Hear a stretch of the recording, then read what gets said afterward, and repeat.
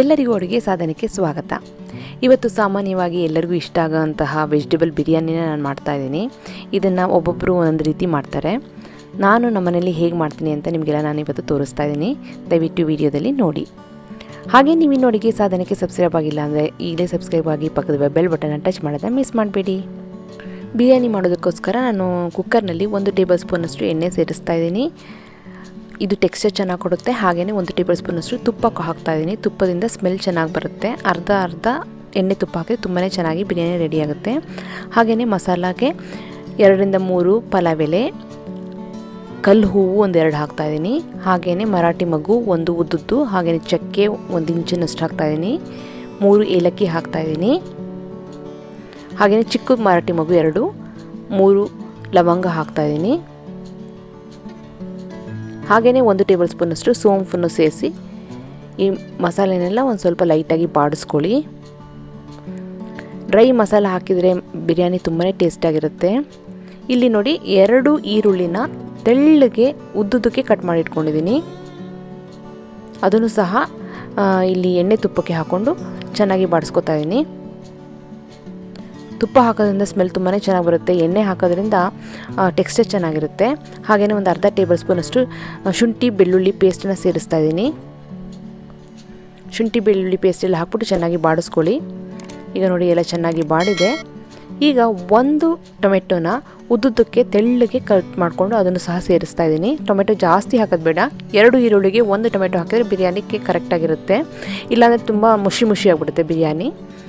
ಈಗ ನೋಡಿ 1/4 ಟೇಬಲ್ ಸ್ಪೂನಷ್ಟು ಕೆಂಪು ಖಾರದ ಪುಡಿ, ಹಾಗೆಯೇ ಅರ್ಧ ಟೇಬಲ್ ಸ್ಪೂನಷ್ಟು ಬಿರಿಯಾನಿ ಮಸಾಲ ಹಾಕ್ತಾಯಿದ್ದೀನಿ. ಜಾಸ್ತಿ ಬಿರಿಯಾನಿ ಮಸಾಲ ಹಾಕ್ತಾಯಿಲ್ಲ, ಯಾಕೆಂದರೆ ನಾನು ಡ್ರೈ ಮಸಾಲ ಜಾಸ್ತಿ ಹಾಕಿರೋದ್ರಿಂದ ಇಲ್ಲಿ ಸ್ವಲ್ಪ ಬಿರಿಯಾನಿ ಮಸಾಲ ಪೌಡರ್ನ ಸೇರಿಸಿದ್ದೀನಿ. ಇಲ್ಲಿ ನೋಡಿ 1 ಕಪ್ಪಿನಷ್ಟು ನಾನು ತರಕಾರಿನ ತೊಗೊಂಡಿದ್ದೀನಿ, ವೆಜಿಟೇಬಲ್ಸ್ ತೊಗೊಂಡಿದ್ದೀನಿ. 1 ಆಲೂಗೆಡ್ಡೆ, ಹಾಗೆಯೇ 1 ಸಣ್ಣ ಕ್ಯಾರೆಟು, 1 4 ರಿಂದ 5 ಬೀನ್ಸು, 2 ಟೇಬಲ್ ಸ್ಪೂನಷ್ಟು ಬಟಾಣಿ ಸೇರಿಸ್ತಾ ಇದ್ದೀನಿ. 1 ಕಪ್ಪು ಅಕ್ಕಿಗೆ 1 ಕಪ್ಪಿನಷ್ಟು ತರಕಾರಿನ ಹಾಕಿದರೆ ಬಿರಿಯಾನಿ ಪರ್ಫೆಕ್ಟಾಗಿ ರೆಡಿ ಆಗುತ್ತೆ. ಜಾಸ್ತಿ ತರಕಾರಿ ಹಾಕಿದರೆ ಚೆನ್ನಾಗಿರಲ್ಲ. ಹಾಗಾಗಿ ನೀವು ಎಷ್ಟು ಅಕ್ಕಿ ತಗೋತೀರೋ ಅಷ್ಟು ತರಕಾರಿನ ಹಾಕ್ಕೊಂಡು ಮಾಡಿಸ್ಕೊಳ್ಳಿ. ಇಲ್ಲಿ ನೋಡಿ ಅದೇ ಕಪ್ಪಿನಲ್ಲಿ 1 ಕಪ್ಪಿನಷ್ಟು ಬಿರಿಯಾನಿ ರೈಸನ್ನು, ನಾನು ಬಾಸ್ಮತಿ ರೈಸನ್ನು ನೆನೆಸಿಟ್ಕೊಂಡು ಅರ್ಧ ಗಂಟೆ ಅದನ್ನು ನಾನಿಲ್ಲಿ ಸೇರಿಸ್ತಾ ಇದ್ದೀನಿ. ನಾವು ತೊಗೊಂಡಿರೋ ರೈಸು 1 ಕಪ್ ಅಷ್ಟೇ, ನೆಂದಿರೋದ್ರಿಂದ ಸ್ವಲ್ಪ ಜಾಸ್ತಿ ಕಾಣಿಸ್ತಾ ಇದೆ ಅಷ್ಟೇ. ಆ ಬಿರಿಯಾನಿ ರೈಸನ್ನು, ನೆನೆಸಿರೋಂಥ ಬಿರಿಯಾನಿ ರೈಸನ್ನು ನಾನಿಲ್ಲಿ ಹಾಕ್ಕೊಂಡು ಲೈಟಾಗಿ ಬಾಡಿಸ್ಕೊತಾ ಇದ್ದೀನಿ. ಹಾಗೆಯೇ ರುಚಿಗೆ ತಕ್ಕಷ್ಟು ಉಪ್ಪನ್ನು ನಾನಿಲ್ಲಿ ಸೇರಿಸ್ತಾ ಇದ್ದೀನಿ. 1 ಕಪ್ಪಿನಷ್ಟು ಅಕ್ಕಿಗೆ ಇಲ್ಲಿ 2 ಕಪ್ಪಿನಷ್ಟು ನೀರನ್ನ ಸೇರಿಸ್ತಾ ಇದ್ದೀನಿ. ತರಕಾರಿ ಎಲ್ಲ ಇರೋದ್ರಿಂದ 2 ಕಪ್ಪಿನಷ್ಟು ನೀರು ಸೇರಿಸ್ತಾ ಇದ್ದೀನಿ. ತರಕಾರಿ ಇಲ್ಲ, ಬರೀ ನೀವು ಗೀ ರೈಸು ಆ ಥರ ಮಾಡಬೇಕಂದ್ರೆ ಬಿರಿಯಾನಿಗೆ ಬರೀ 1.5 ಕಪ್ಪಿನಷ್ಟು ನೀರು ಸೇರಿಸಿದ್ರೆ ಸಾಕು. ತರಕಾರಿ ಹಾಕಿರೋದ್ರಿಂದ ನಾನು 2 ಕಪ್ಪಿನಷ್ಟು ನೀರನ್ನ ಸೇರಿಸ್ತಾ ಇದ್ದೀನಿ. ಬಿರಿಯಾನಿ ರೈಸನ್ನು ಯಾವಾಗಲೂ ಒಂದು ಅರ್ಧ ಗಂಟೆ ನೆನೆಸಿಟ್ಕೊಂಡ್ರೆ ತುಂಬ ಉದುರಾಗಿ ಬರುತ್ತೆ, ಸ್ಮೆಲ್ಲು ಸಹ ಚೆನ್ನಾಗಿ ಬರುತ್ತೆ. ಈಗ ನೋಡಿ ಎಲ್ಲ ನೀರೆಲ್ಲ ಚೆನ್ನಾಗಿ ಕುದೀತಾ ಇದೆ. ಕುದಿಬೇಕಾದ್ರೆ ಒಂದು ಲೈಟಾಗಿ ಮಿಕ್ಸ್ ಮಾಡ್ಕೊಳ್ಳಿ, ಯಾಕೆಂದರೆ ತರಕಾರಿ ಮೇಲೆ ಕೆಳಗಡೆ ಎಲ್ಲ ಹೋಗಬೇಕಲ್ವ. ಹಾಗಾಗಿ ಮಿಕ್ಸ್ ಮಾಡಿಕೊಂಡು ಕುಕ್ಕರ್ ಮುಚ್ಚಿಬಿಟ್ಟು ಇದನ್ನು ವಿಸಲ್ ಹಾಕಿ ಒಂದು 15 ರಿಂದ 20 ನಿಮಿಷ ಲೋ ಫ್ಲೇಮ್ನಲ್ಲಿ ಹಾಗೆ ಬೇಯಿಸಿ. ಲೋ ಫ್ಲೇಮಿನಲ್ಲಿ ಬೇಯಿಸಿದ್ರೆ ತುಂಬ ಚೆನ್ನಾಗಿ ಬಿರಿಯಾನಿ ರೆಡಿ ಆಗುತ್ತೆ. ಈಗ ಕುಕ್ಕರಲ್ಲಿ ಬೇಯ್ತಾ ಇದೆ. ಹಾಗೆಯೇ ನೋಡಿ ನಾನು ಇಲ್ಲಿ ಕ್ಯಾಪ್ಸಿಕಮ್ನ ರಿಂಗ್ಸ್ ಆಗಿ ಕಟ್ ಮಾಡಿಕೊಂಡು ಶಾಲೋ ಫ್ರೈ ಮಾಡ್ಕೊಳ್ತಾ ಇದ್ದೀನಿ. ಇದು ಬಿರಿಯಾನಿಗೆ ಡೆಕೋರೇಷನ್ಗೆ ತುಂಬಾ ಚೆನ್ನಾಗಿರುತ್ತೆ. ಹಾಗೆ ಕ್ರಿಸ್ಪಿಯಾಗಿ ಮಧ್ಯೆ ಸಿಕ್ಕಿದ್ರೆ ತುಂಬಾ ಟೇಸ್ಟಿಯಾಗಿರುತ್ತೆ. ಹಾಗೆಯೇ ಅದೇ ಎಣ್ಣೆಗೆ ನಾನಿಲ್ಲಿ ಬ್ರೆಡ್ ಪೀಸ್ನ ಈ ರೀತಿ ಸ್ಕ್ವೇರ್ ಆಗಿ ಚೌಕಾಕಾರದಲ್ಲಿ ಕಟ್ ಮಾಡಿಟ್ಕೊಂಡಿದ್ದೀನಿ. ಅದನ್ನು ಸಹ ಇಲ್ಲಿ ಶಾಲೋ ಫ್ರೈ ಮಾಡ್ಕೊತಾ ಇದ್ದೀನಿ.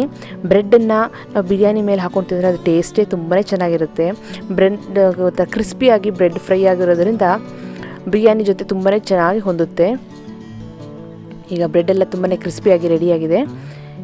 ಸ್ವಲ್ಪ ಎಣ್ಣೆ ಜಾಸ್ತಿ ಇರುತ್ತೆ. ನಿಮಗೆ ಎಣ್ಣೆ ಬೇಡ, ಹಾಕೋದು ಬೇಡ ಅಂತಂದರೆ ತವಾ ಮೇಲೆ ರೋಸ್ಟ್ ಮಾಡಿಕೊಂಡು ಬ್ರೆಡ್ ಪೀಸಸ್ನ ಆಮೇಲೆ ಕಟ್ ಮಾಡಿಕೊಂಡು ಅದನ್ನು ಸಹ ಬಿರಿಯಾನಿಗೆ ಸೇರಿಸ್ಕೋಬಹುದು. ಈಗ ನೋಡಿ ಬ್ರೆಡ್ ಪೀಸಸ್ ಎಲ್ಲ ರೆಡಿಯಾಗಿದೆ. ಈ ಸೈಡು ಬಿರಿಯಾನಿನೂ ಸಹ ಚೆನ್ನಾಗಿ ಬೆಂದಿದೆ. ಒಂದು 20 ಮಿನಿಟ್ಸು ನಾನು ಲೋ ಫ್ಲೇಮ್ನಲ್ಲಿ ಹಾಗೆ ಇಟ್ಟಿದ್ದೆ, ವಿಸಲ್ ಬರ್ಸಲಿಲ್ಲ. 20 ಮಿನಿಟ್ಸ್ ಆದಮೇಲೆ ಆಫ್ ಮಾಡಿಬಿಟ್ಟೆ. ಪರ್ಫೆಕ್ಟಾಗಿ ರೆಡಿಯಾಗಿದೆ, ಉದುದ್ರಾಗಿದೆ, ಮೆತ್ತಗೆ. ಇದನ್ನು ನೀವು ಸೈಡಿಂದ ಮಿಕ್ಸ್ ಮಾಡ್ಕೊಳ್ತಾ ಬನ್ನಿ, ಯಾಕೆ ಅಂತಂದರೆ ರೈಸ್ ಕಟ್ಟಾಗಬಾರ್ದು. ಕೇರ್ಫುಲ್ಲಾಗಿ ಇದನ್ನು ಸೈಡಿಂದ ಮಿಕ್ಸ್ ಮಾಡ್ಕೊಳ್ತಾ ಬನ್ನಿ. ಬೆಂದಾದ ತಕ್ಷಣ ಕುಕ್ಕರ್ನ ಓಪನ್ ಮಾಡೋಕ್ಕೆ ಹೋಗಬೇಡಿ. ಒಂದು 5 to 10 ಮಿನಿಟ್ಸ್ ಹಾಗೇ ಇರಲಿ. ಈಗ ನೋಡಿ ನಾವು ಫ್ರೈ ಮಾಡ್ಕೊಂಡಿದ್ದಂತಹ ಬ್ರೆಡ್ ಪೀಸಸ್ನು ನಾನಿಲ್ಲಿ ಬಿರಿಯಾನಿ ರೈಸ್ ಜೊತೆ ಸೇರಿಸ್ಕೊಂಡು ಲೈಟಾಗಿ ಮಿಕ್ಸ್ ಮಾಡ್ಕೊಳ್ಳಿ. ವೆಜಿಟೇಬಲ್ ಬಿರಿಯಾನಿ ಅಂದರೆ ಯೂಶ್ವಲ್ ಆಗಿ ನಾವು ಜಾಸ್ತಿ ವೆಜಿಟೇಬಲ್ ಹಾಕ್ಬಿಡ್ತೀವಿ, ಆಗ ಬಿರಿಯಾನಿ ಚೆನ್ನಾಗಿ ಬರಲ್ಲ. ಹಾಗಾಗಿ ಎಷ್ಟು ರೈಸ್ ತೊಗೋತೀವೋ ಅಷ್ಟೇ ತರಕಾರಿನ ತೊಗೊಂಡು ಹಾಕ್ಕೊಂಡು ಬಿರಿಯಾನಿ ಮಾಡಿದರೆ, ವೆಜಿಟೇಬಲ್ ಬಿರಿಯಾನಿ ಮಾಡಿದರೆ ತುಂಬ ಚೆನ್ನಾಗಿ ಬರುತ್ತೆ. ಹಾಗೆಯೇ ಅರ್ಧ ಎಣ್ಣೆ ಅರ್ಧ ತುಪ್ಪ ಹಾಕಬೇಕು.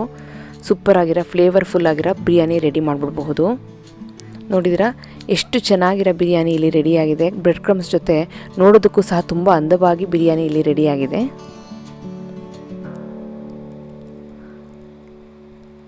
ಬಿರಿಯಾನಿನ ರೈತ ಜೊತೆ ತಿನ್ನಬಹುದು, ತುಂಬಾ ರುಚಿಯಾಗಿರುತ್ತೆ. ಹಾಗೆಯೇ ಈ ಥರ ಬ್ರೆಡ್ ಕ್ರಮ್ಸ್ನ ಮಧ್ಯೆ ಮಧ್ಯೆ ಸೇರಿಸ್ಕೊಂಡು ತಿಂದರೆ ತುಂಬಾ ರುಚಿಯಾಗಿರುತ್ತೆ ಬಿರಿಯಾನಿದು. ಮಧ್ಯ ಹಾಗೆಯೇ ಕ್ಯಾಪ್ಸಿಕಮ್ನು ಸಹ ಕ್ರಿಸ್ಪಿಯಾಗಿ ಫ್ರೈ ಮಾಡ್ಕೊಂಡು ಹಾಕ್ಕೊಂಡು ತಿಂತಿದ್ರೆ ಬಿರಿಯಾನಿ ಲೆವೆಲ್ಲೇ ಬೇರೆ ಇರುತ್ತೆ. ನಿಮಗೆಲ್ಲ ಈ ರೆಸಿಪಿ ಇಷ್ಟ ಆಗಿದೆ ಅಂತ ಅಂದ್ಕೊಂಡು ಖಂಡಿತವಾಗ್ಲೂ ಟ್ರೈ ಮಾಡಿ. ನೀವಿನ್ನೂ ಅಡುಗೆ ಸಾಧನಕ್ಕೆ ಸಬ್ಸ್ಕ್ರೈಬ್ ಆಗಿಲ್ಲ ಅಂದರೆ ತಡ ಮಾಡಬೇಡಿ, ಈಗಲೇ ಸಬ್ಸ್ಕ್ರೈಬ್ ಆಗಿ ಪಕ್ಕದಿರುವ ಬೆಲ್ ಬಟನ್ನ ಟಚ್ ಮಾಡಿದರೆ ನಾನು ವೀಡಿಯೋ ಅಪ್ಲೋಡ್ ಮಾಡಿದ ತಕ್ಷಣ ನಿಮಗೆ ಗೊತ್ತಾಗ್ಬಿಡುತ್ತೆ. ನಿಮಗೆ ವಿಡಿಯೋ ಇಷ್ಟ ಆದರೆ ಲೈಕ್ ಮಾಡಿ, ಶೇರ್ ಮಾಡಿ. ನಿಮಗೆ ಈ ವಿಡಿಯೋ ಬಗ್ಗೆ ಏನು ಅನ್ನಿಸ್ತು ಅಂತ ದಯವಿಟ್ಟು ಕಮೆಂಟ್ ಸೆಕ್ಷನಲ್ಲಿ ತಿಳಿಸೋದನ್ನ ಮರಿಬೇಡಿ. ಹಾಗೆಯೇ ಈ ವಿಡಿಯೋನ ವಾಟ್ಸಪ್ನಲ್ಲಿ ನಿಮ್ಮ ಫ್ರೆಂಡ್ಸ್ ಆ್ಯಂಡ್ ಫ್ಯಾಮಿಲಿ ಜೊತೆ ದಯವಿಟ್ಟು ಶೇರ್ ಮಾಡಿ. ಮತ್ತೊಂದು ಇಂಟ್ರೆಸ್ಟಿಂಗ್ ರೆಸಿಪಿಯೊಂದಿಗೆ ಭೇಟಿ ಆಗ್ತೀನಿ. ಅಲ್ಲಿವರೆಗೆ thank you, bye bye, see you.